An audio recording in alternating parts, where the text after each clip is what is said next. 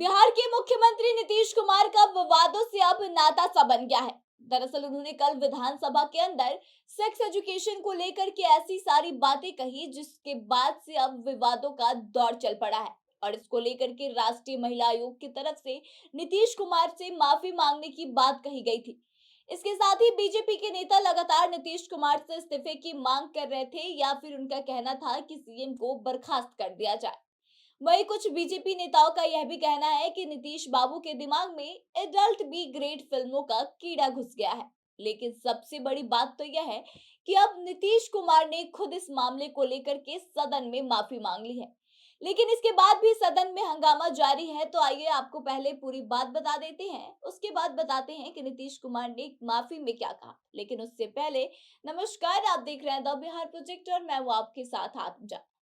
दरअसल बिहार के सीएम नीतीश कुमार ने सदन में कल इंटरकोर्स की पूरी प्रक्रिया का बखान कर डाला। आश्चर्य की बात तो यह है कि इस सब बातों को समझाते हुए वह मुस्कुरा रहे थे, लेकिन सदन में उपस्थित सारे लोग अचंभित रह गए।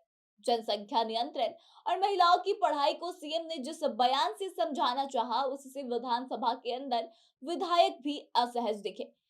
सदन में मुख्यमंत्री की बातें लोगों को अश्लील लगने लगी। इससे ज्यादा आपत्तिजनक उनके हाथ के इशारे लोगों को लग रहे थे। सीएम सेक्स एजुकेशन का ऐसा ज्ञान दे रहे थे जिसके इंटेंशंस भले ही गलत ना हो, लेकिन सुनने में यह इतने अश्लील थे कि हम आपको बता नहीं सकते। अब आपको बता देते हैं कि इस बयान की बात से इसको लेकर के काफी हंगामा देखने को मिल रहा है। बीजेपी की तरफ से यह कहा जा रहा है कि नीतीश कुमार के अंदर एडल्ट बी ग्रेड फिल्मों का कीड़ा घुस गया है। वहीं इसको लेकर के बीजेपी के जो विधायक और सांसद हैं, वो नीतीश कुमार से इस्तीफे की मांग कर रहे हैं या फिर उन्हें बर्खास्त करने की मांग कर रहे हैं। वहीं राष्ट्रीय महिला आयोग ने भी इस पर कड़ी आपत्ति जताई है और नीतीश कुमार से माफी मांगने की बात कह डाली है। दरअसल महिला आयोग का कहना है कि महिला आयोग विधानसभा में नीतीश कुमार की तरफ से दिए गए बयान की कड़ी निंदा करता है। ऐसी टिप्पणियां न केवल गलत है बल्कि महिलाओं के अधिकारों और विकल्पों के प्रति भी बेहद संवेदनशील है।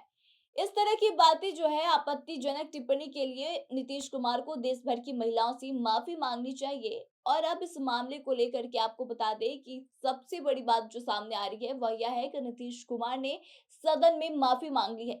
लेकिन इसके बाद भी जो हंगामा है वह थम नहीं रहा। दरअसल नीतीश कुमार ने कहा कि अगर मेरी किसी बात को लेकर के आपत्ति है तो कृपा करके बैठ जाइए, मैं अपनी सफाई देता हूँ। मैं माफी मांगने को तैयार हूं, आप बैठिए तो सही। अगर मेरी किसी बात से किसी को ठेस पहुंची है तो मैं खेद प्रकट करता हूं, मैं खुद अपनी निंदा करता हूं।